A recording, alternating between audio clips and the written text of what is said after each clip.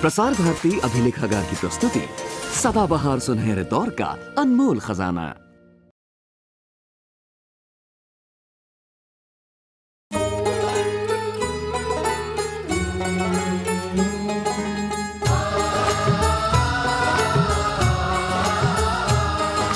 चोली दामन का है साथ, सात वचन और फेरे साथ। चोली दामन का है साथ, सात वचन और फेरे साथ। खुशियों की लाए बरसात, सात वचन और फेरे साथ।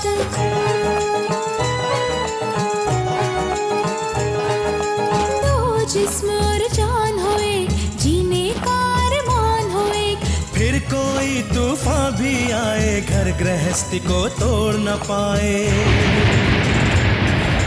ये बंधन है एक सौगात, सात वचन और फेरे साथ। ये है ख्वाब सुनहरे, सात वचन और सात फेरे।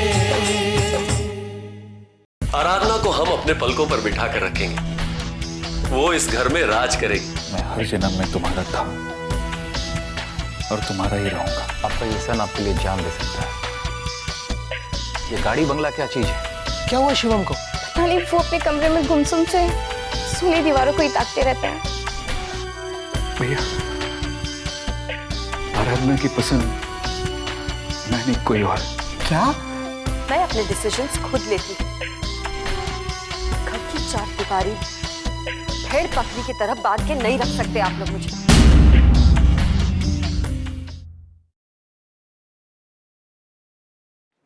रख सकता हूँ आराधना,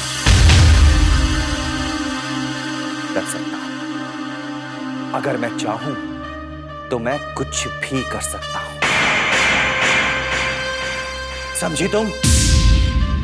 देखो आराधना, बहस करने या फिर झगड़ा करने से कोई फायदा नहीं। और वैसे भी कुछ दिनों के बाद तो तुम्हारी शादी हो जाएगी। फिर ससुराल जाकर तुम जो चाहे करना, जितना चाहे घूमना, तुम आजाद होगी तब। शादी ससुराल नहीं करनी मुझे, ये शादी। कबूतर की तरह आंखें बंद कर लेने से मुसीबत टल नहीं जाती आराधना। सच्चाई छिप नहीं सकती। शिवम के साथ जिस रिश्ते में तुम बंधी हुई हो, उस रिश्ते से तुम इनकार नहीं कर सकती। हाँ आराधना, तुम्हारी उंगली में जो अंगूठी है ना, वो शिवम की पहली निशानी है।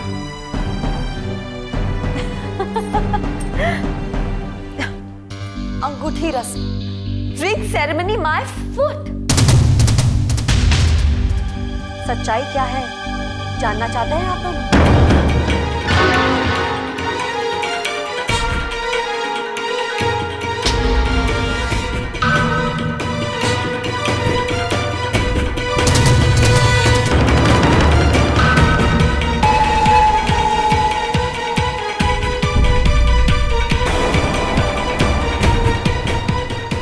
ब्रदर,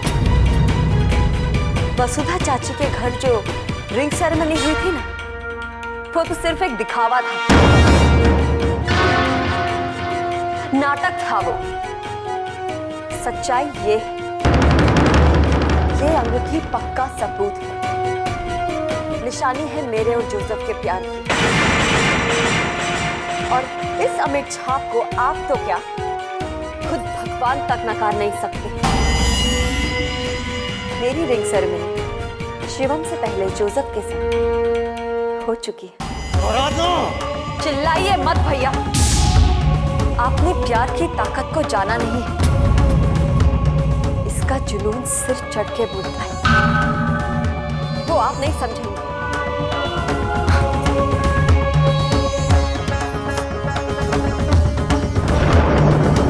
सच्चाई आपके सामने है भैया। इससे पहले कि वसुधा चाची शादी की तैयारियां शुरू करें, रोक दीजिए उन्हें, तोड़ दीजिए इस झूठे रिश्ते को। बेगैरत, बेहया, जिस नामुराद के लिए तू शिवम जैसे अच्छे लड़के को ठुकरा रही है ना, वो तुझे कब का भूल चुका है, छोड़ के चला गया है। छोड़ के चला गया? कहना क्या चाहते हैं आप? तुम्हें मालूम है जोसेफ ने वीरेंद्र का दिया हुआ जॉब क्यों छोड़ा? क्योंकि मैंने उसे कहा था, मैंने उसे लालच दिया था, नौकरी, बंगला, गाड़ी सब छोड़ के मेरे पास मुंबई चले आओ तो मैं तुम्हें अच्छी सैलरी दूंगा, उससे दुगनी जो तुम्हें वहां मिलने वाली थी। बस मैंने जाल फेंका और मछली मेरे जाल में आके फंस गई। आराधना, भूल जाओ उसे, क्योंकि वो भी तुम्हें भूल चुका है। नहीं, ऐसा कभी नहीं हो सकता। जोसेफ आराधना के लिए इस संसार के सारे सुख, सारे ऐशो आराम छोड़ सकता है, मगर अपनी आराधना को कभी नहीं भूल सकता, कभी नहीं छोड़ सकता। आप झूठ कह रहे हैं भैया, मुझे उस पर पूरा भरोसा है। मेरा प्यार मुझे धोखा कभी नहीं दे सकता। तुम्हारे भैया बिल्कुल ठीक कह रहे हैं आराधना। तुम्हें अगर विश्वास ना हो तो वीरेंद्र भाई साहब जी को फोन करके पूछ लो कि जोसेफ ने उनका दिया हुआ ऑफर ठुकराया या नहीं। मैं अंतिम सांस तक जोसेफ का इंतजार करूंगी, उसकी यादों के सहारे अपनी जिंदगी काट दूंगी, मगर आप दोनों जो चाहते हैं वो हरगिज होने नहीं दूंगी भैया। जाओ आराधना, दूर हो जाओ हम लोगों की नजरों से। कहीं ऐसा ना हो कि जिन हाथों पे तुमने राखी बांधी है, जिन हाथों ने तुम्हारी रक्षा करने का वचन दिया है, ये हाथ कहीं तुम्हारा कन्यादान करने की बजाय तुम्हारा गला ना घोट दे। जाओ यहां से, जाओ।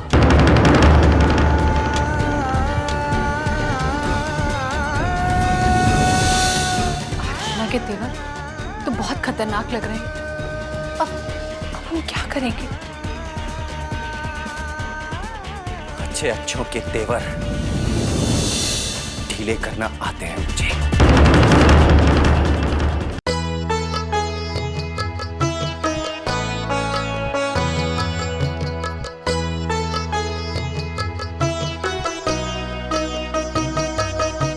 माँ, गुजराती साड़ियाँ कितनी सुंदर और हल्की होती है ना।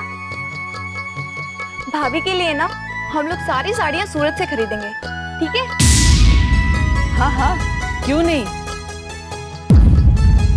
वहीं से लेंगे बेटा। ननंद रानी, यहाँ दिल्ली में भी तो चांदनी चौक में हर प्रांत की साड़ी मिलती है। अब तुम्हारी आराधना भाभी के लिए सूरत जाने की क्या जरूरत है ना माँ जी? भावना, भावना! अरे क्या हुआ जी, क्यों चिल्ला रहे हो? तुम अपनी हरकतों से बाज नहीं आओगी। हाय राम, मैंने क्या किया? तुमने मेरा क्रेडिट कार्ड यूज किया ना, ये रहा उसका बिल।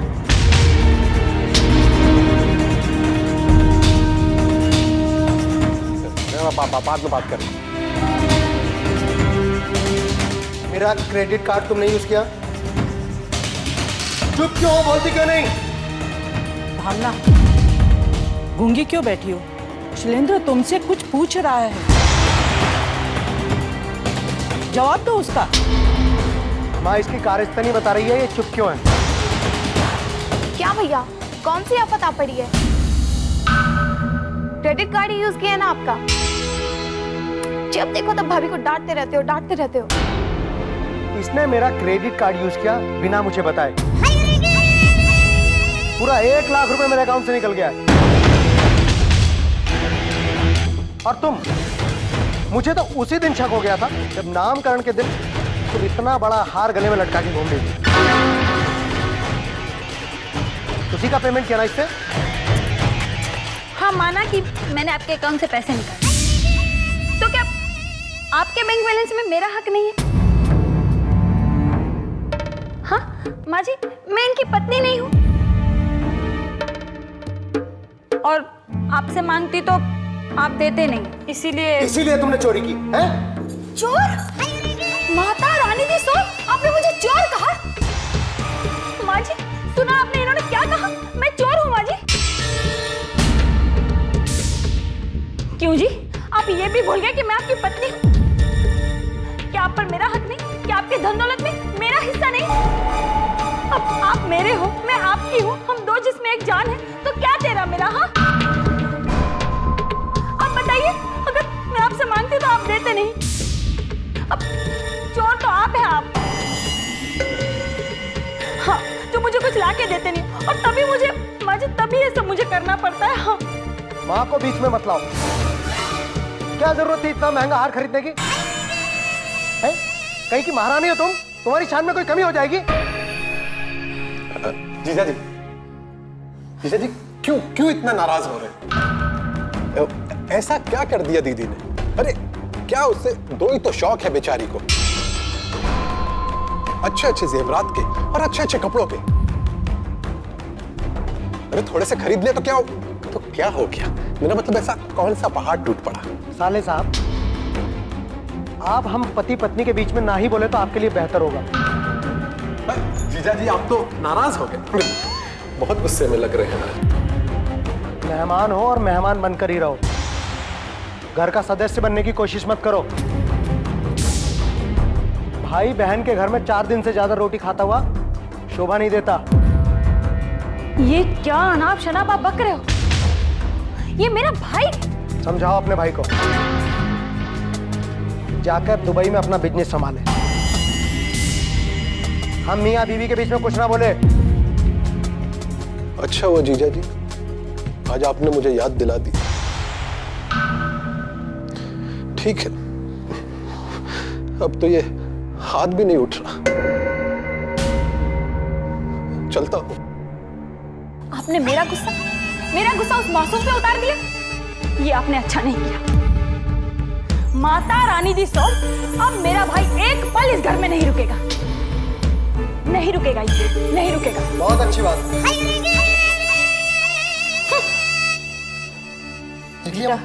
बेटा, तू भावना के स्वभाव को जानता ही है। तू उसे गुस्से से नहीं, प्रेम से रखने की कोशिश कर बेटा। माँ, वो बात ही ऐसे करती है कि गुस्सा आ जाता है। अरे 1 लाख रुपए कोई छोटी मोटी रकम नहीं होती। न जाने पैसे की कीमत कब समझेगी औरत। है कोई तो और रोकने आ गई। अरे हाँ हाय माता रानी दी सो, मेरे भाई तू जा रहा है क्या? हाँ मैं जा रहा हूँ। अरे मैं तो यहाँ अपना घर समझ कर आया था, पर यहाँ के लोग ऐसे निकलेंगे मुझे पता नहीं था। हाँ मैं जा रहा हूँ। हाँ। माता रानी जी सो, मेरे भाई तू मत जा। हाँ। अरे मेरे भाई तू रुक जा, तुझे मेरी कसम। नहीं मैं जा रहा हूँ, अभी जा रहा हूँ। अभी जा रहा हूँ। इतना भी क्या दिल पे लेना। चलो आओ।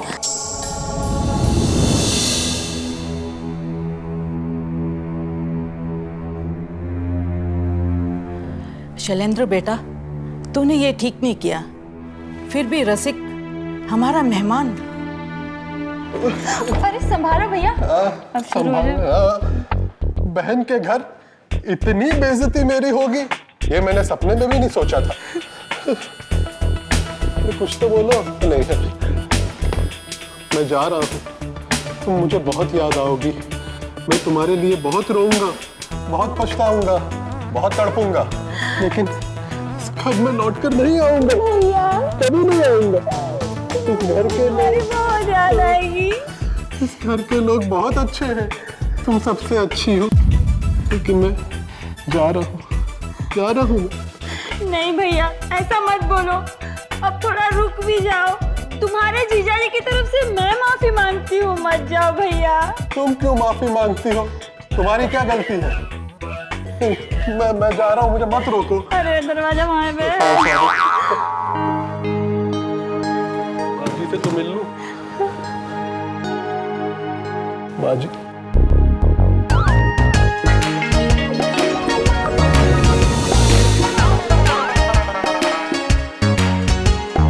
माँ जी इजाजत दीजिए।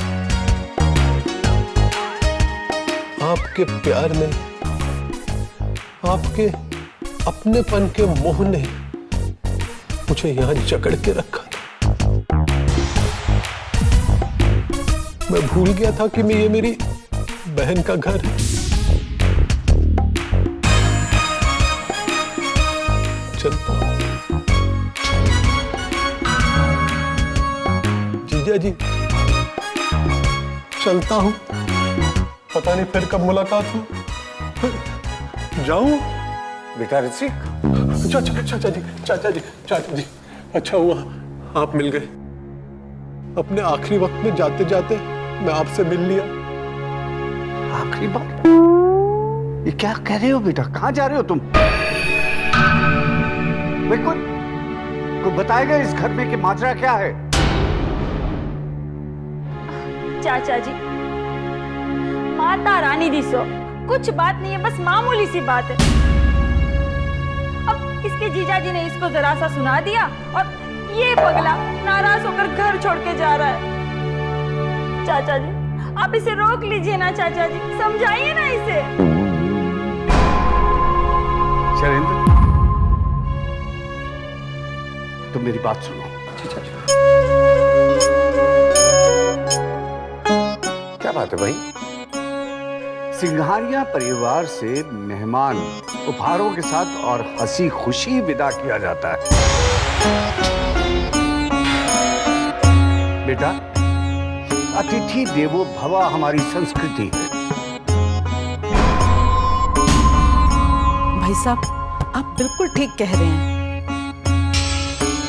बेटा, मेहमान का यहां से नाराज होकर बाहर जाना बड़ा अशुभ और अपमानजनक।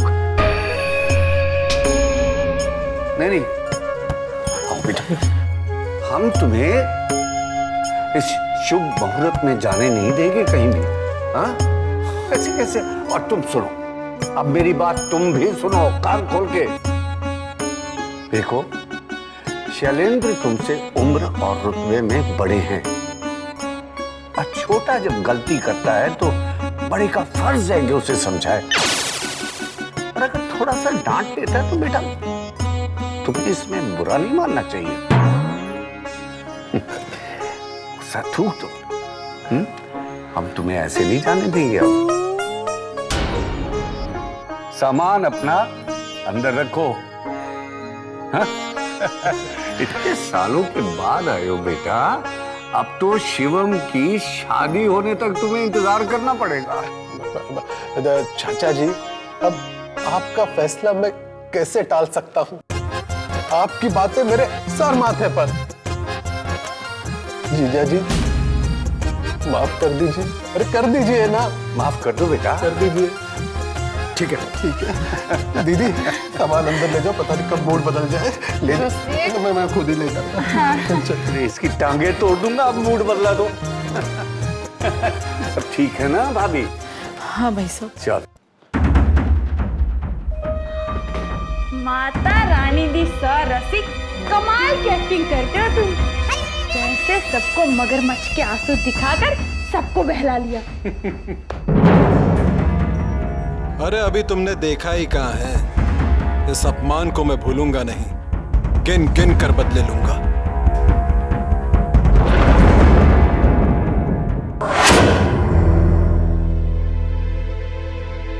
आराधना को फोन ट्राई करता हूँ। पता नहीं वो अभी दिल्ली में है या मुंबई लौट आई है, लेकिन उसके पास तो मोबाइल नहीं है। ओह गॉड, प्लीज हेल्प मी।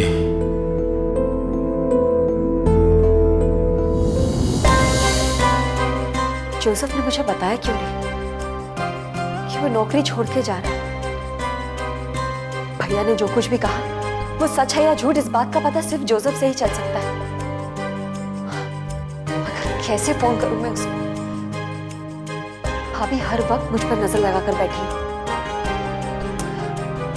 जो भी हो, इस बात का पता तो लगाना ही पड़ेगा। मगर क्या करूं मैं?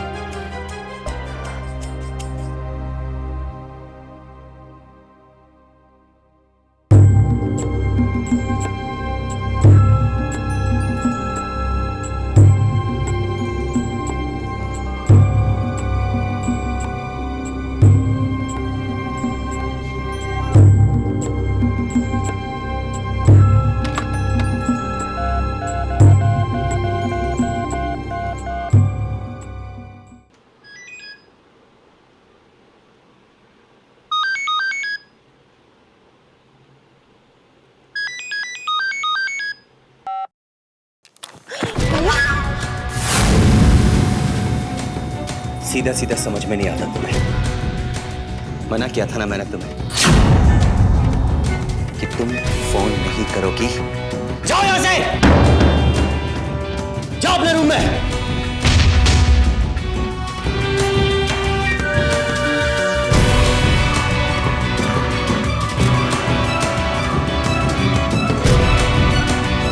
हेलो हेलो,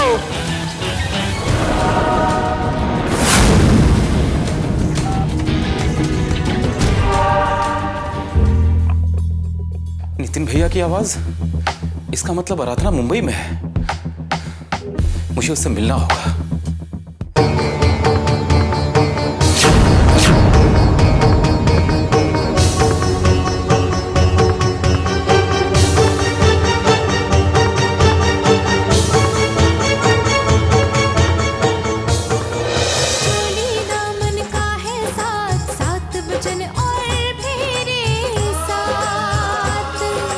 खुशियों की लाए बरसात, सात वचन और मेरे साथ।